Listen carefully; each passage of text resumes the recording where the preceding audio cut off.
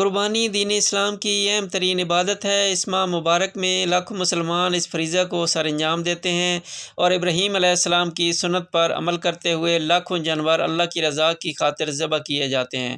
قربانی کی عبادت بندے کی اللہ تبارک و تعالیٰ کے ساتھ عشق و محبت کا مظہر ہے۔ ویڈیو میں آگے چل کر ہم آپ کو بتائیں گے کہ قربانی کن لوگوں پر اللہ تعالیٰ نے فرض کی ہے۔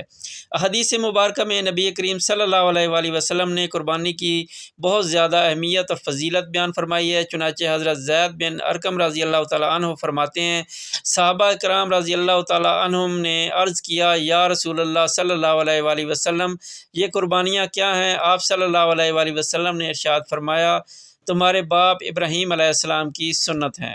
قربانی ہر عاقل مسلمان پر واجب ہے، مجنوں پر نہیں، بالغ پر واجب ہے، نابالغ پر نہیں، مقیم پر واجب ہے، مسافر پر نہیں، ایسے شخص پر واجب ہے جو مسلمان، عاقل، بالغ اور مقیم ہونے کے علاوہ نصاب کا بھی مالک ہو۔ نصاب سے مراد یہ ہے کہ جس کی ملکیت میں قربانی کے 3 دنوں میں سے کسی ایک دن ضروریات کا خرچہ اور قرضہ نکالنے کے بعد 7.5 تولہ سونا ہو، یا 52.5 تولہ چاندی ہو، یا 52.5 تولہ چاندی کی قیمت کے برابر رقم ہو، یا 52.5 تولے چاندی کی قیمت کے برابر تجارت کا سامان ہو، یا ضروریات سے زائد اتنا سامان ہو جس کی مالیت 52.5 تولہ چاندی کے برابر ہو، یا ان میں سے کوئی ایک یا 2 چیزیں ہوں جن کی مالیت کو جمع کریں تو 52.5 تولہ چاندی سے اس کی خریداری کی جا سکتی ہو۔ اگر اس مذکورہ بالا تفصیل کے مطابق کسی کے پاس بڑی عید کے دنوں میں اتنا مال آ جائے کہ وہ صاحب نصاب ہے اور اس پر قربانی واجب ہے، تو قربانی واجب ہونے کے لیے نصاب کے مال، رقم یا ضرورت سے زائد سامان پر سال گزارنا شرط نہیں ہے اور تجارتی ہونا بھی شرط نہیں ہے۔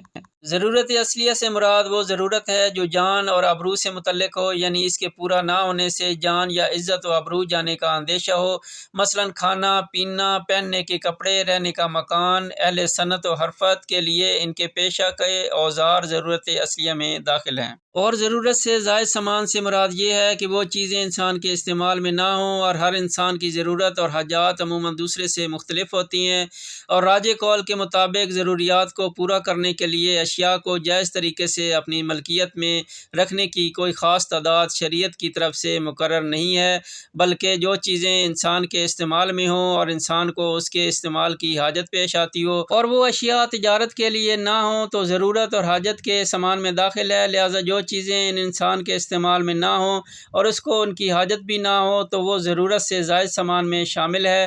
اللہ تعالی ہم سب کو اس اجر عظیم سے مستفید ہونے کی توفیق عطا فرمائے، آمین۔ اس طرح کی مزید ویڈیو دیکھنے کے لیے آپ ہمارا چینل سبسکرائب کریں اور بیل آئیکن پریس کریں۔ Thanks for watching. اللہ حافظ۔